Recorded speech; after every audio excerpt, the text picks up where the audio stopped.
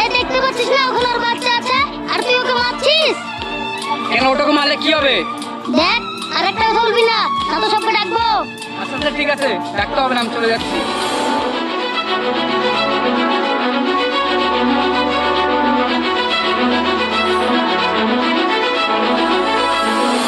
কাটুস কাটুস কাটুস কাটুস তুই কোথায়?